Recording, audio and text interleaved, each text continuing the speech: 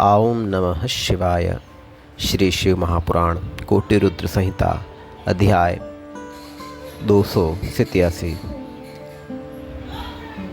महाकालेश्वर ज्योतिर्लिंग के प्राकट्य का वर्णन। ऋषि बोले, हे सूत जी, आप व्यास जी की कृपा से सब कुछ जानते हैं।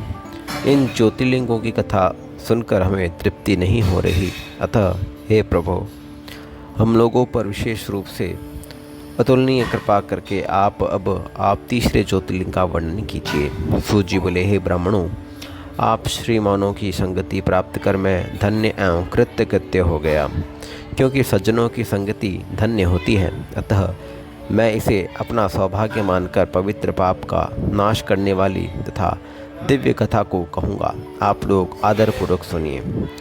शिव जी को प्रिय परम पुण्यमयी, संसार को पवित्र करने वाले तथा समस्त प्राणियों को मुक्ति देने वाली मनोहर अवंती नामक एक प्रसिद्ध नगरी है।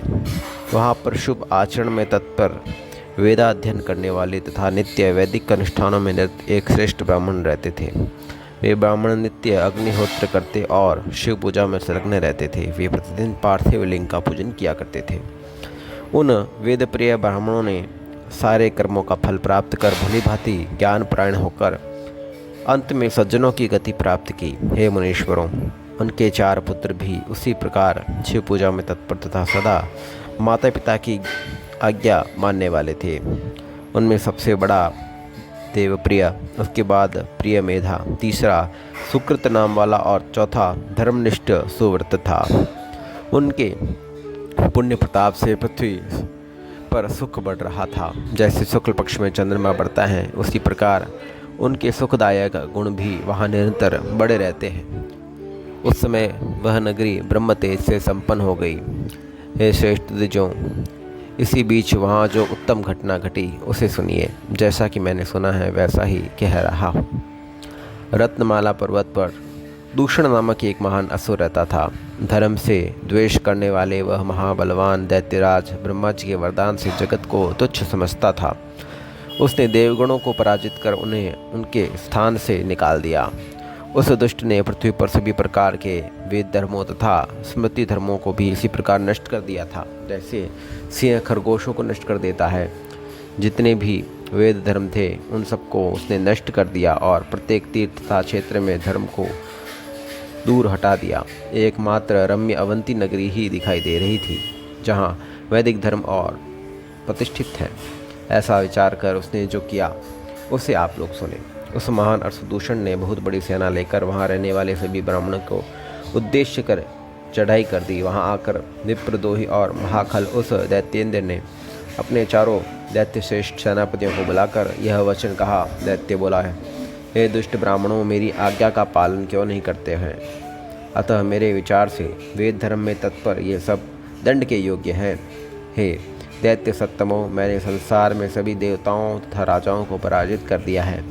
क्या इन ब्राह्मणों को वश में नहीं किया जा सकता? यदि ये लोग जीना चाहते हैं तो शिव धर्म तथा वेदों के धर्म परम धर्म का त्याग कर सुख प्राप्त करें, अन्यथा इनके जीवित रहने में संशय हो जाएगा। मैं सत्य कह रहा हूँ, तुम लोग निशंक होकर इस कार्य को करो। सूत जी बोले, इस प्रकार विचार कर वे चारों दैत्य चारों दिशाओं में प्रलय काल एक अग्नि के समान प्रज्वलित हो उठे। तब दैत्यों के इस प्रयास को सुनकर भी उस समय शिव ध्यान परायण उन ब्राह्मणों को कुछ भी दुख नहीं हुआ। उस समय वे ब्राह्मण शिव ध्यान से रेखा मात्र भी विचलित नहीं हुए और धैर्य धारण किए रहे। शिव जी के आगे वे बेचारे दैत्य क्या हैं? इसके बीच वह उत्तम नगरी दैत्यों से व्याप्त हो गई। तब उन दैत्यों से पीड़ित सभी लोग ब्राह्मण के पास आए।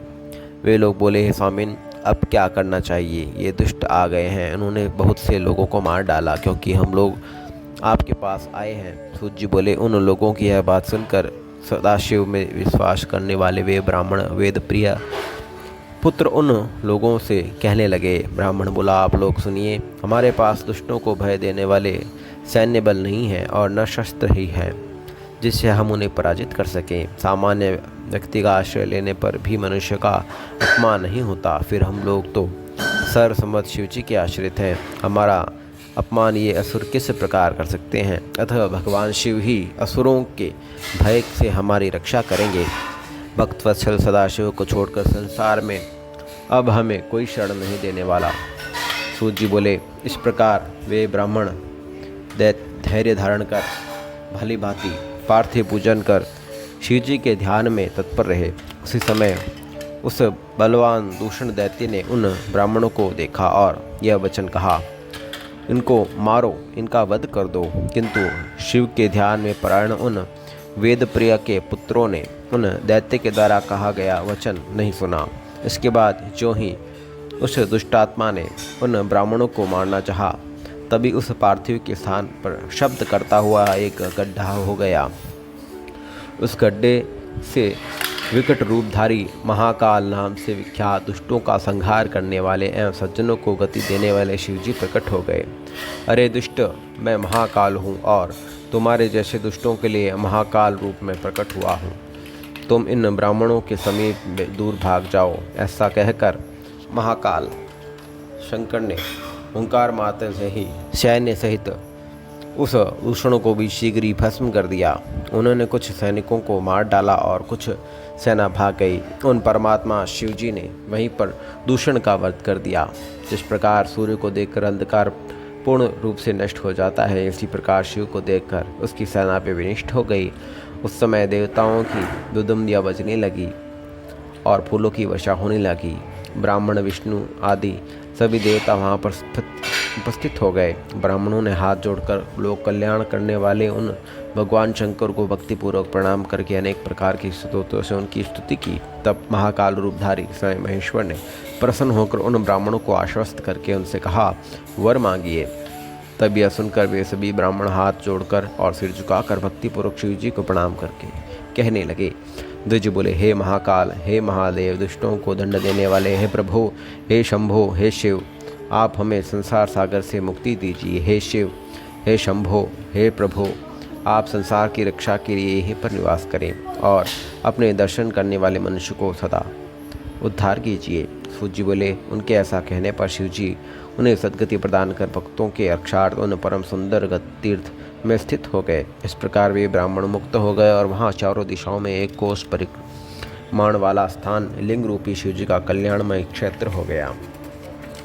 तभी से महाकालेश्वर नाम शिव पृथ्वी पर प्रसिद्ध हो गए। हे जो उनका दर्शन करने से स्वप्न में भी कोई दुख नहीं होता।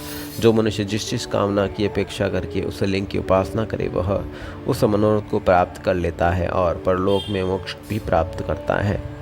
हे सुव्रतों, महाकाल की उत्पत्ति तथा उनका महात्म्य मैंने कह दिया। अब आप लोग और क्या सुनना चाहते हैं? ओम नमः शिवाय। श्री शिव महापुराण कोटि रुद्र संहिता अध्याय 287 संपूर्ण हुआ।